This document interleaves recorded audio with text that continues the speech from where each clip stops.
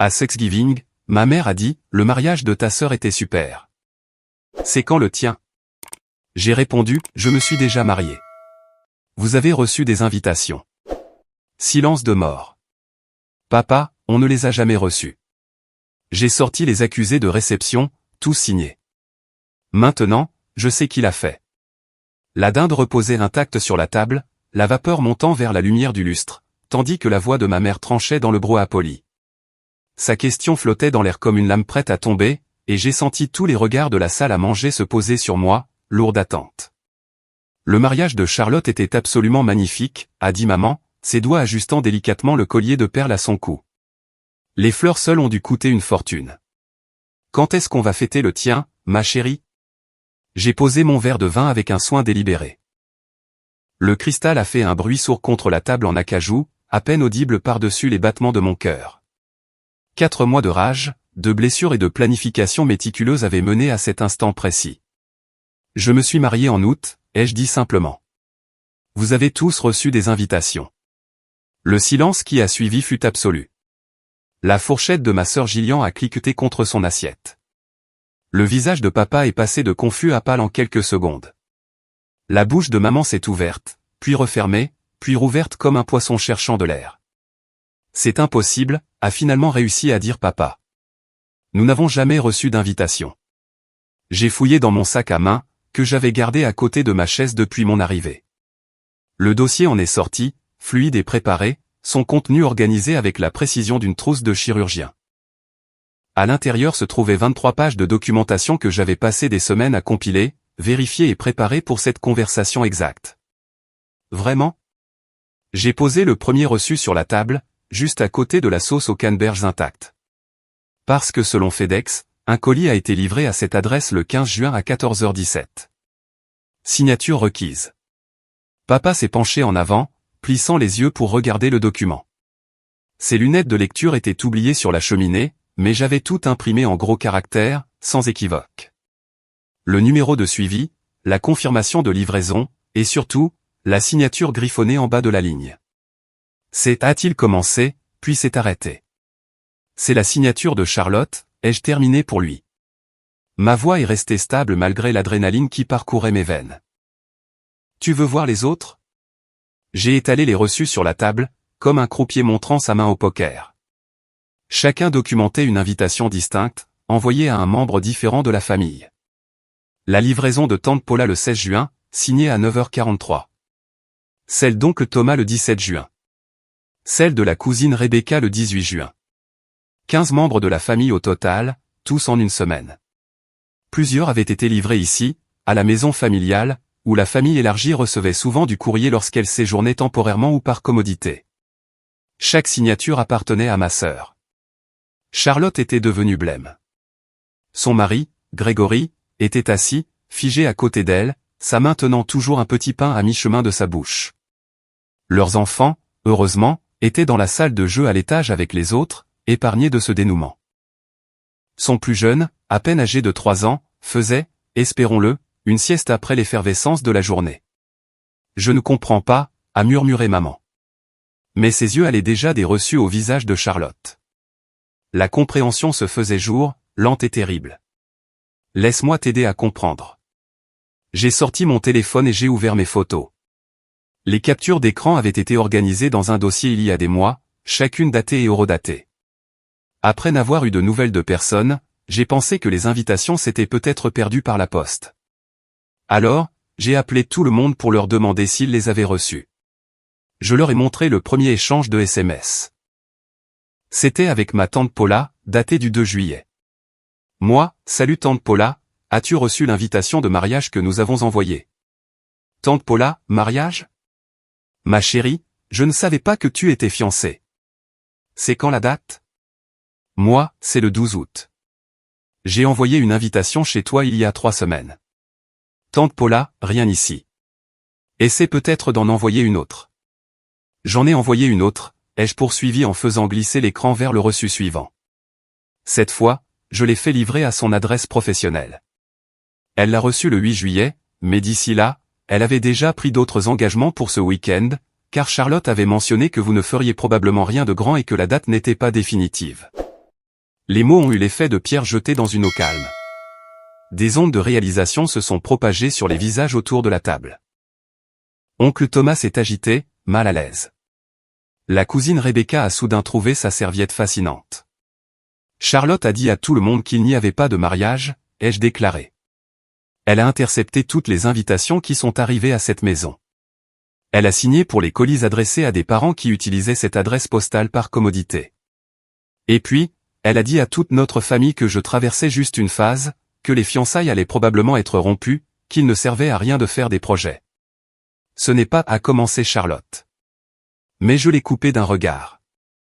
J'ai aussi des preuves pour ça. Une autre série de captures d'écran. Des SMS de cousins.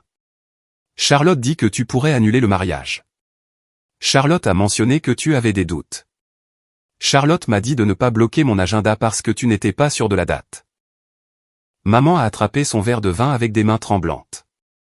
La tige de cristal a capté la lumière des bougies, réfractant de minuscules arcs-en-ciel sur la nappe blanche. Elle a bu une longue gorgée avant de le reposer délicatement, comme si elle craignait qu'un mouvement brusque ne brise plus que du verre. Ça ne peut pas être vrai, a-t-elle murmuré. Gillian ne ferait pas ça. Mais elle l'a fait. J'ai sorti un autre document. Celui-ci était une chaîne de mer imprimée. Le 23 juin. Je t'ai envoyé un email directement, te demandant si tu avais reçu l'invitation, mentionnant que je n'avais pas eu de nouvelles. Tu as répondu que tu avais été occupé avec les projets d'été de Gillian et que tu me recontacterais bientôt. Tu ne l'as jamais fait. Le visage de maman s'est décomposé en fixant ses propres mots imprimés en noir et blanc. Je pensais. Je me souviens que Gillian avait dit que tu étais dramatique à propos de quelque chose. Elle a dit que j'étais dramatique à propos de mon propre mariage, ai-je dit, ma voix montant malgré mes efforts pour rester calme. Et tu l'as juste cru sans me demander ? Le silence qui a suivi était accablant. Oncle Thomas s'est agité sur sa chaise, soudainement fasciné par le motif de son assiette. Tante Paula s'est tamponné les yeux avec sa serviette. La cousine Rebecca avait l'air de vouloir disparaître dans le sol. C'est aussi notre fille, a dit faiblement papa, bien que la conviction ait déserté sa voix. On lui fait confiance. On ne pensait pas que. Vous ne pensiez pas que j'avais assez d'importance pour vérifier, ai-je terminé. La vérité de ces mots s'est abattue sur la table comme de la cendre. C'est là que tout se résume, ai-je dit. La parole de Gillian avait plus de poids que mon silence. Son récit était plus crédible que mon absence. Grégory a enfin parlé, sa voix basse. Je n'étais au courant de rien de tout ça. Gillian m'a dit que votre famille n'aimait pas les grands mariages, que vous feriez probablement quelque chose à la mairie et que vous le diriez à tout le monde après. Est-ce que ça me ressemblait, lui ai-je demandé directement. Pendant toutes les années où vous avez connu cette famille, est-ce que cette version avait du sens ? Il a ouvert la bouche, puis l'a refermée. La prise de conscience se répandait sur son visage comme une tache. Non, a-t-il finalement admis. Non, ça n'en avait pas. Mais je n'ai pas posé de questions. Je suis désolé. Tout le monde est désolé maintenant. J'ai regardé autour de la table les différentes expressions de culpabilité et de choc. Mais personne n'a été assez curieux pour remettre en question l'histoire il y a 6 mois. Personne n'a pensé à prendre le téléphone pour m'appeler directement. Vous avez tous simplement accepté la version de Gillian parce que c'était plus facile que d'enquêter. Papa avait l'air d'avoir reçu un coup de poing dans l'estomac. Pourquoi ferais-tu ça ? A-t-il demandé à Gillian. Le visage de Gillian était passé du blanc au rouge, avec des taches de couleur qui éclataient sur ses joues. Elle ne comprend pas ce que c'est. Toute sa vie, tout a tourné autour d'elle. Sa remise de diplôme universitaire, sa carrière, son petit ami parfait. Mon mariage, ai-je interrompu doucement, comptait 37 invités. Marcus et moi nous sommes mariés lors d'une petite cérémonie au Riverside Gardens. Nous avons tout payé nous-mêmes. L'ensemble a coûté moins cher que les arrangements floraux de ton mariage. Ça a fait mouche. Le mariage de Gillian, 6 mois plus tôt, avait été un spectacle.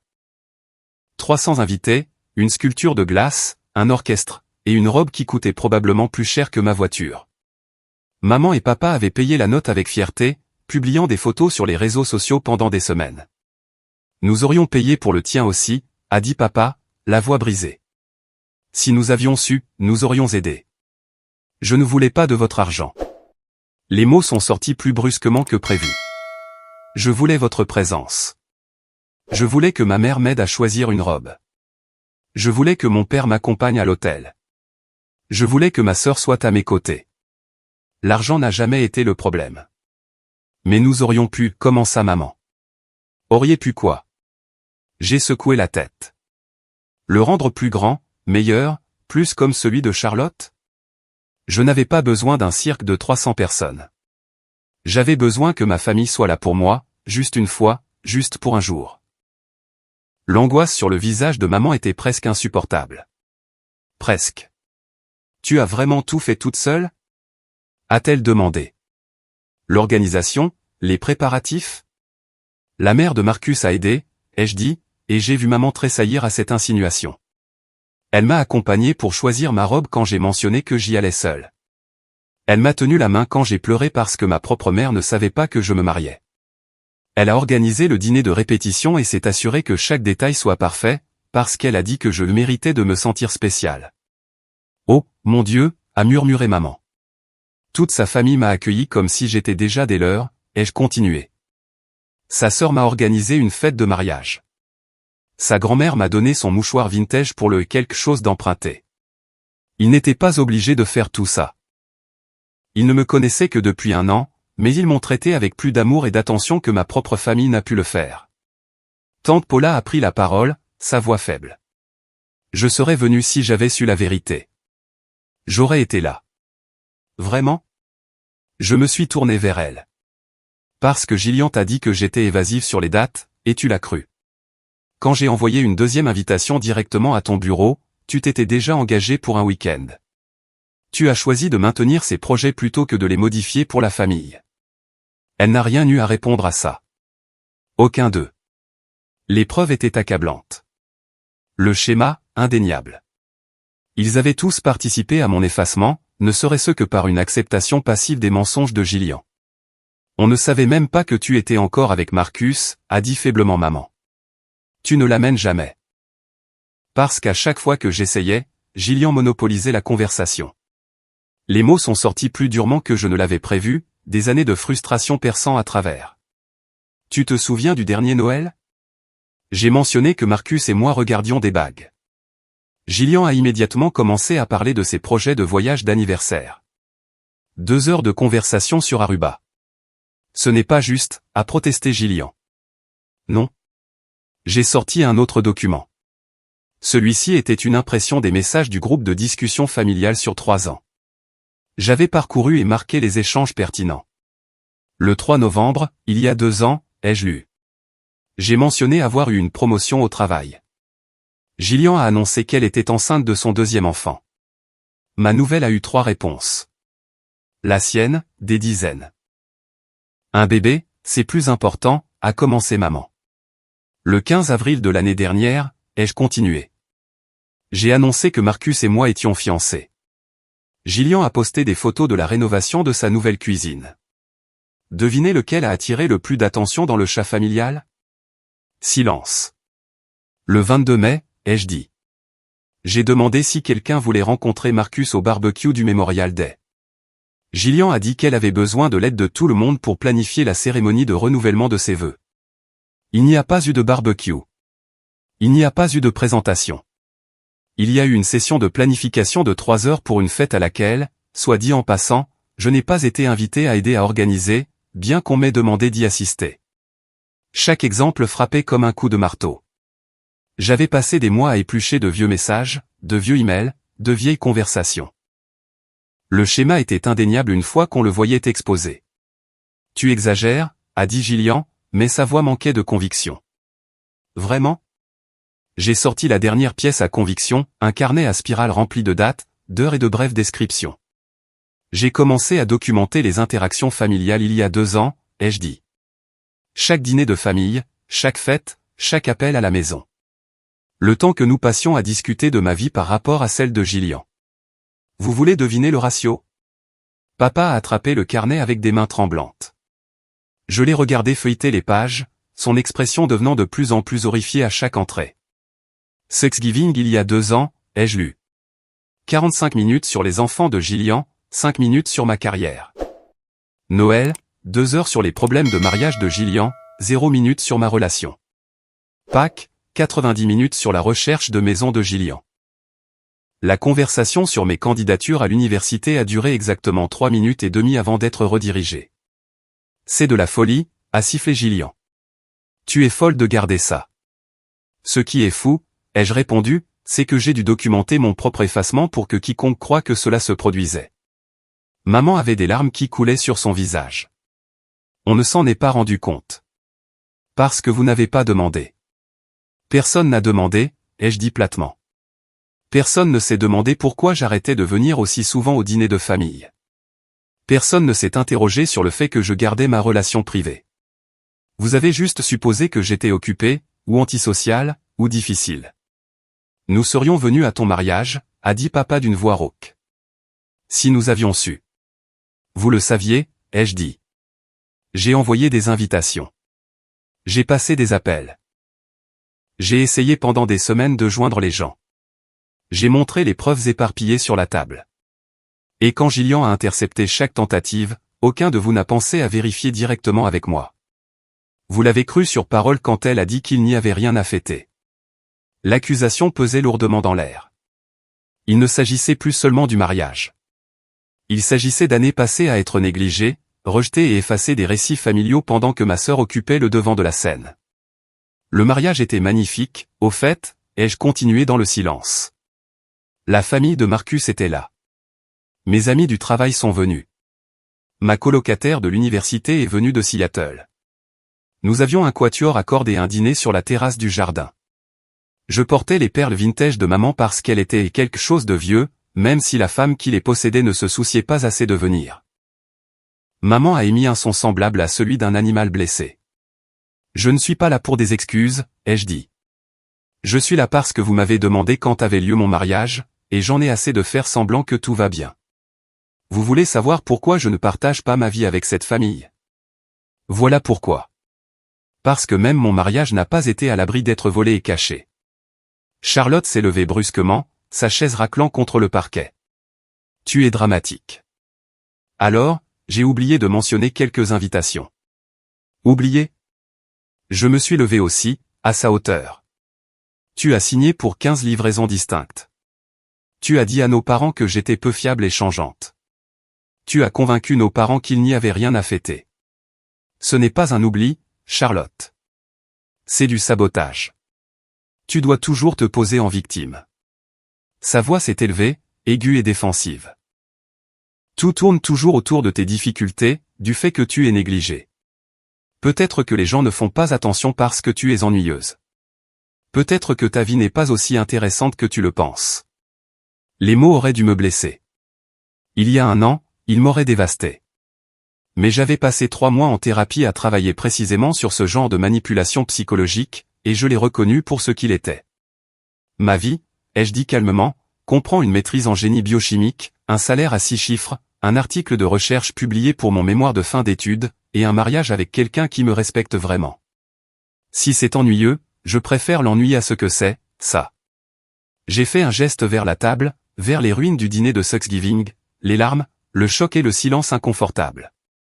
Je suis venu aujourd'hui pour répondre à la question de maman. Quand a eu lieu mon mariage? Le 12 août. Vous l'avez manqué parce que ma sœur s'est assurée que vous le manquiez. Maintenant, vous savez. J'ai pris mon sac à main et mon manteau sur le dossier de la chaise. Le dossier de preuve est resté sur la table, ses pages étalées comme des photographies de scènes de crime laissées par les enquêteurs. Attends, a dit papa en se levant. S'il te plaît, ne pars pas. Nous devons en parler. On vient de le faire. J'ai enfilé mon manteau. J'ai passé 4 mois à essayer de comprendre ce qui s'est passé. Un autre mois à rassembler des preuves. J'ai fait le travail, papa. Maintenant, c'est à vous de digérer tout ça. Maman pleurait ouvertement maintenant, le mascara coulant sur ses joues. Je suis tellement désolé. On aurait dû te contacter. On aurait dû poser des questions. Oui, vous auriez dû. Je me suis adouci légèrement, voyant l'angoisse sincère sur son visage. Mais vous ne l'avez pas fait, et je ne peux pas réparer ça pour vous. Je ne peux pas vous faire voir ce que vous avez choisi de ne pas voir pendant des années. Ce n'était pas seulement aujourd'hui, a dit papa doucement, regardant le carnet toujours ouvert dans ses mains. En lisant ça, je le vois maintenant. À quel point nous avons laissé Charlotte tout dominer. Le peu de place que nous t'avons laissé. Je suis contente que tu le vois, ai-je dit sincèrement. Mais le voir ne suffit pas. Ce qui compte, c'est ce que tu feras ensuite. Gillian s'était rassise, le visage dans les mains. Grégory était assis à côté d'elle, l'air abasourdi, réévaluant probablement chaque réunion de famille à laquelle il avait assisté au fil des ans. Tante Paula fixait son assiette. Oncle Thomas avait doucement reculé sa chaise de la table. « Qu'est-ce que tu attends de nous » a demandé maman. « Rien. » La réponse est venue facilement, car j'avais déjà fait le deuil de ce que j'avais perdu. Je voulais ma famille à mon mariage. C'est du passé. Je voulais me sentir vu et valorisé. J'ai trouvé ça ailleurs. Je suis venu aujourd'hui pour rétablir la vérité, pas pour obtenir une sorte de compensation. Alors, c'est tout ? Charlotte a levé les yeux, rouge. Tu vas juste partir ? Je rentre chez mon mari, ai-je corrigé. Nous fêtons Thanksgiving avec sa famille demain. Eux, au moins, veulent de moi. Ce fut le coup de grâce. Le visage de maman s'est décomposé. Papa a détourné le regard. Le message était clair, j'avais construit une vie sans eux, et ils ne réalisaient que maintenant ce qu'ils avaient perdu. Je me suis dirigé vers la porte, mes talons claquant sur le sol dans le silence dévastateur. Ma main était sur la poignée quand papa a appelé une dernière fois. « As-tu vraiment porté les perles de ta mère ?» Je me suis retourné. Il semblait plus âgé, soudainement usé par le poids de la compréhension de ses propres échecs. « Oui, ai-je dit. Parce que malgré tout, je la voulais là. Une partie de moi continuait d'espérer que vous viendriez tous quand même, que quelqu'un réaliserait que quelque chose n'allait pas et enquêterait, que j'avais assez d'importance pour que quelqu'un remarque mon absence. La confession est restée en suspens entre nous, brute et vulnérable. J'avais passé des mois à construire des murs autour de cet espoir, à prétendre que ça ne me faisait pas mal quand personne n'était venu. Mais là, maintenant, en regardant le visage de mon père s'effondrer, je ne pouvais plus me cacher derrière une armure. Je suis resté dans la suite nuptiale pendant 20 minutes avant la cérémonie, ai-je continué, les mots coulant maintenant comme l'eau d'un barrage rompu. Je fixais mon téléphone, attendant que quelqu'un appelle, que quelqu'un demande où se trouvait le lieu parce qu'il ne le trouvait pas, que quelqu'un dise qu'il était en retard mais qu'il serait là. N'importe quoi. Maman a émis un son semblable à celui d'un animal blessé, sa main pressée contre sa bouche. La mère de Marcus m'a trouvé en pleurs et m'a demandé ce qui n'allait pas. Je lui ai dit que j'étais juste ému, mais elle a su. Elle m'a tenu dans ses bras pendant que je m'effondrais, puis elle m'a aidé à refaire mon maquillage et m'a accompagné dehors comme si de rien n'était. Elle a sauvé cette journée pour moi. Une femme que je connaissais à peine m'a montré plus d'amour maternel à ce moment-là que je n'en avais ressenti depuis des années. Je suis tellement désolé, sanglota maman. Ma chérie, je suis tellement désolé. Si tu avais su. Mais tu ne le savais pas parce que tu n'as pas demandé, ai-je dit doucement, la colère se dissipant en épuisement. C'est la partie que je veux que tu comprennes. Il ne s'agissait pas d'un manque d'information. Il s'agissait du fait que tu ne te souciais pas assez pour la chercher. Tu comptes pour nous, a dit maman à travers ses larmes. Tu comptes tellement. Alors, prouve-le. J'ai ouvert la porte. L'air froid de novembre s'est engouffré, portant l'odeur des feuilles mortes et l'approche de l'hiver. Ne me dis pas que je compte. Montre-le-moi. Mais à mes conditions, pas celles de Gillian. Et pas aujourd'hui. Je suis sorti dans l'obscurité avant que quiconque puisse répondre. Ma voiture était garée au bout de l'allée, et je n'avais jamais été aussi reconnaissante de la distance. Le moteur a démarré avec un ronronnement fiable, et je me suis éloigné de la maison où j'avais grandi, où j'avais lentement appris à me faire plus petite pour satisfaire le besoin de ma sœur d'être plus grande. Mon téléphone a vibré avant que j'atteigne l'autoroute. Les SMS ont afflué, l'un après l'autre. Maman s'excusant, papa s'excusant, tante Paula disant qu'elle aurait dû poser plus de questions, la cousine Rebecca admettant que Gillian lui avait dit de ne pas me contacter pour les détails du mariage. Je me suis garé sur le parking d'une station-service, les mains tremblant trop pour conduire en toute sécurité. L'écran du téléphone est devenu flou à mesure que les messages apparaissaient, chacun étant une variation de choc et de regret. Oncle Thomas disant qu'il avait eu des soupçons mais ne voulait pas créer de drame familial. Une cousine au 2e degré que je connaissais à peine demandant toute l'histoire. Même Grégory s'excusant de ne pas avoir remis en question le récit de sa femme. Les plus douloureux venaient d'amis de la famille qui me connaissaient depuis l'enfance. Madame Patterson, qui nous gardait, Charlotte et moi, a envoyé un long message sur la façon dont Charlotte lui avait dit que je m'étais marié sur un coup de tête et que je ne voulais pas de chichi. Monsieur King, le partenaire de golf de mon père, a admis qu'il avait trouvé étrange que je n'ai rien mentionné au club, mais a supposé que j'étais discrète sur ma vie privée. Tout le monde avait une excuse. Tout le monde avait cru à la version de Charlotte parce que c'était plus facile que d'affronter une vérité inconfortable. Il ne m'avait pas accordé assez d'importance pour remarquer mon absence. Je suis resté assis sur ce parking pendant 30 minutes, lisant message après message, sentant tout le poids de ce que j'avais perdu. Ce n'était pas seulement un mariage. C'était la preuve que j'étais devenu invisible aux yeux de ceux qui étaient censés me voir le plus clairement. Finalement, j'ai mis le téléphone en sourdine et je me suis concentré sur la conduite. Il serait temps de les lire plus tard, de décider quels ponts valaient la peine d'être reconstruits et lesquels devaient rester brûlés. Pour l'instant, je devais juste rentrer chez moi, auprès de Marcus, qui attendait anxieusement de savoir comment tout s'était passé. La maison était éclairée quand je suis arrivé, une lumière chaude s'échappant de chaque fenêtre. Marcus m'a accueilli à la porte, son visage cherchant sur le mien des signes de blessure. « C'était comment ?» a-t-il demandé. Assez terrible, je me suis jeté dans ses bras, laissant enfin l'adrénaline s'estomper. Mais aussi cathartique. Ils savent tout maintenant. Bien. Il m'a serré fort, une main me caressant les cheveux. Tu mérites d'être vu. Je commence à le croire. Nous sommes allés dans le salon, où il avait préparé notre propre petite célébration de Thanksgiving, 2 couverts sur la table basse, des boîtes à emporter de notre restaurant thaïlandais préféré, et une bouteille de vin déjà aérée sur le comptoir. Ce n'était pas traditionnel, mais c'était à nous. Raconte-moi tout, a-t-il dit en nous installant sur le canapé.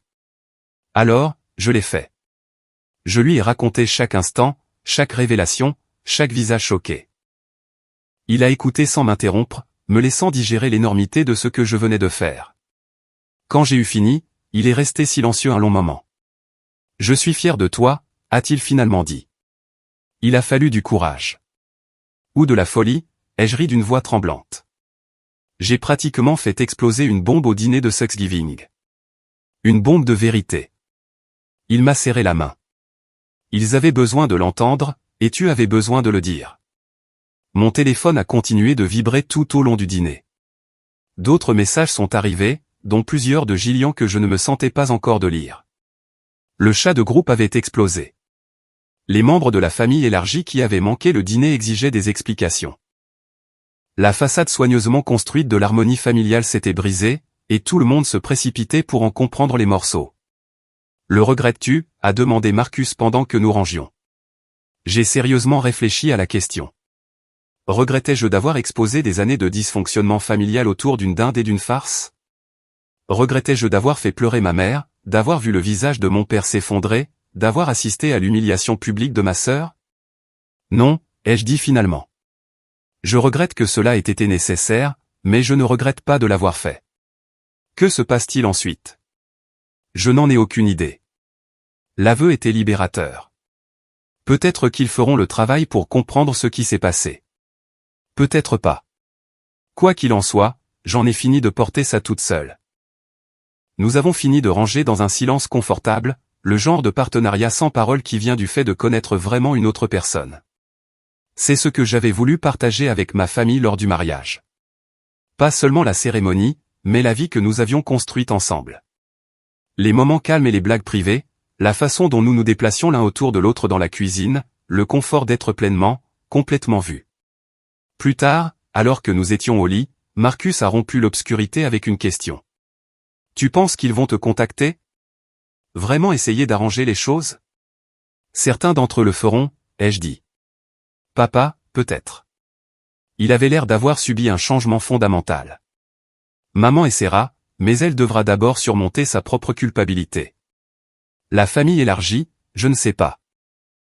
Ils étaient des pions dans le jeu de Gillian, mais ils ont aussi choisi de ne pas poser de questions.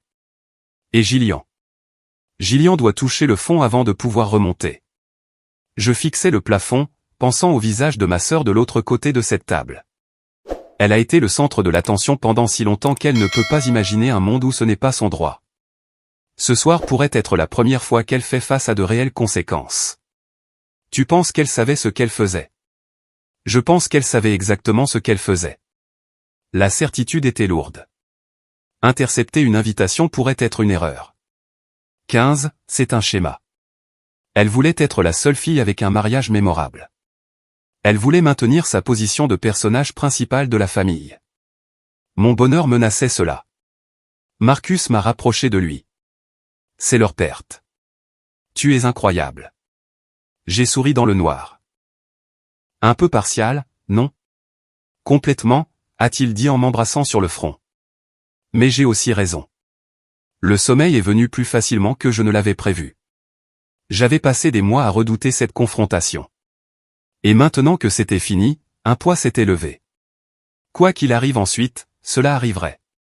J'avais dit ma vérité. Le reste dépendait d'eux. Le matin a apporté le soleil et 3 appels manqués de papa. J'ai préparé du café avant d'écouter son message vocal, ayant besoin de la fortification de la caféine pour ce qui allait suivre.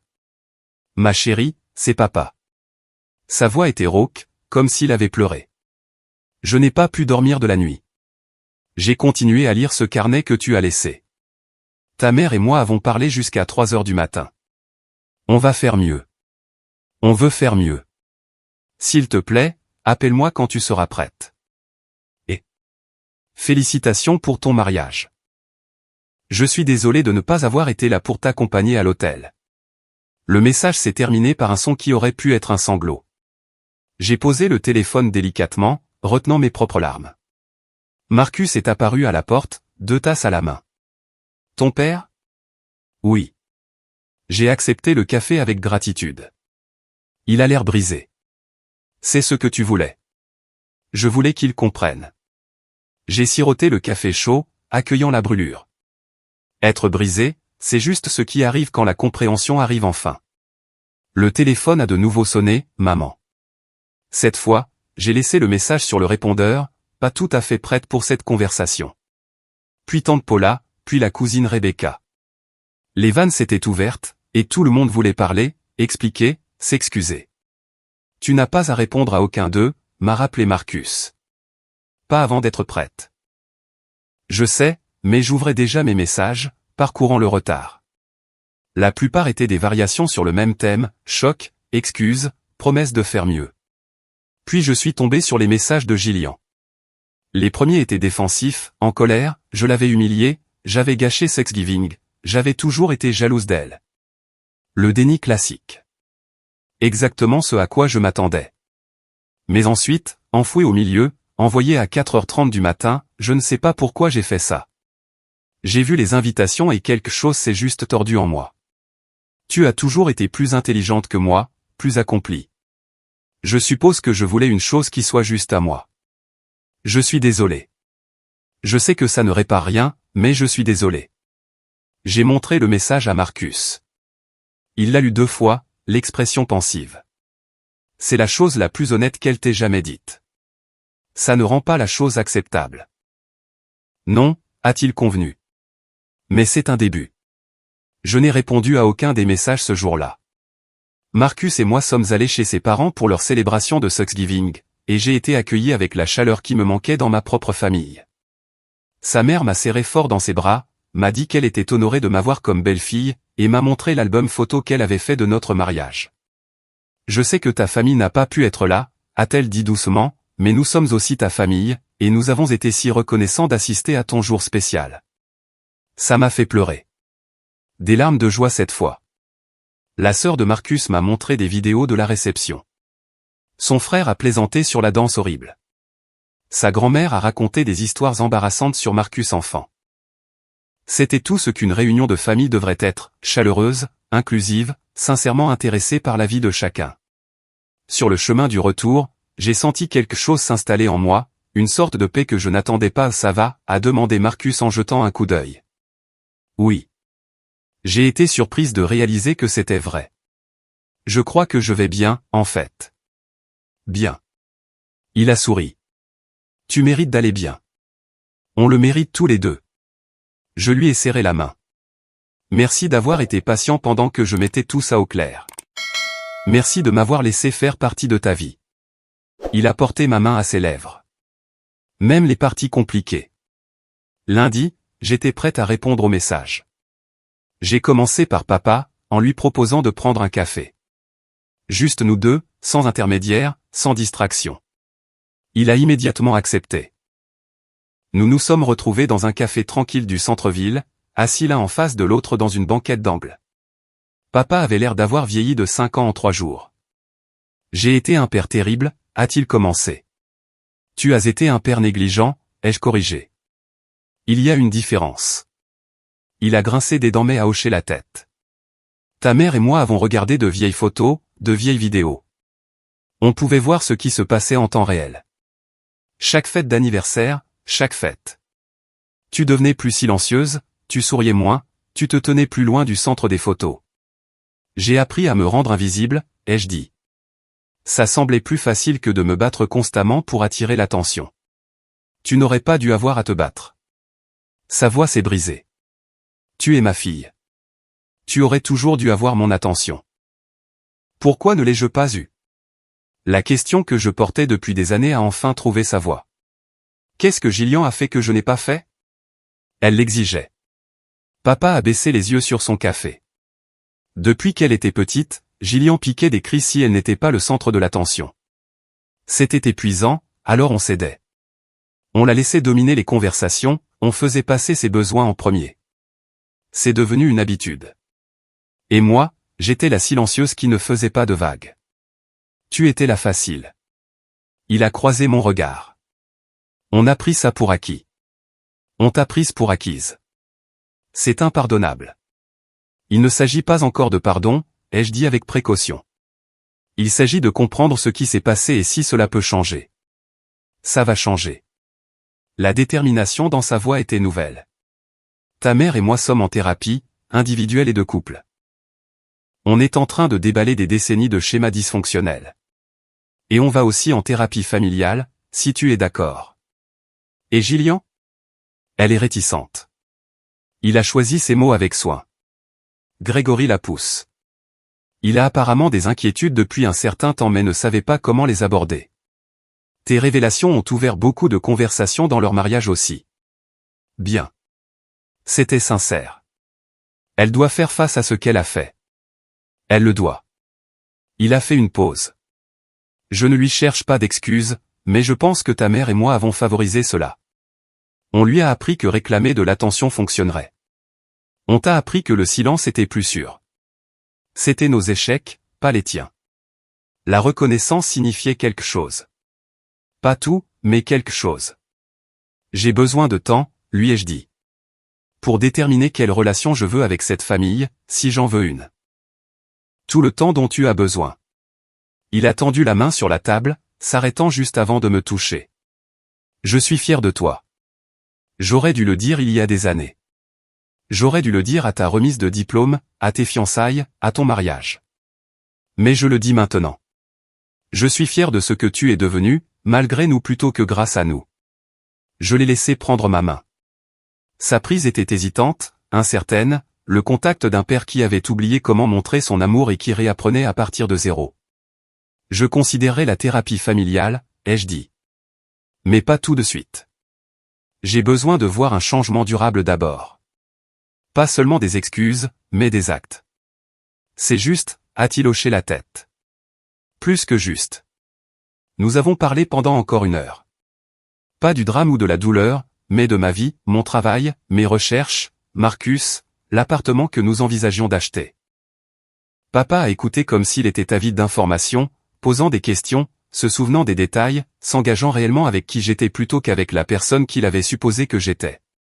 Cela ne réparait pas des années de dommages, mais c'était un début. Au cours des semaines suivantes, des schémas ont émergé. Papa appelait tous les dimanches de brefs appels qui semblaient sincères. Maman envoyait des colis et demandait avant de rendre visite.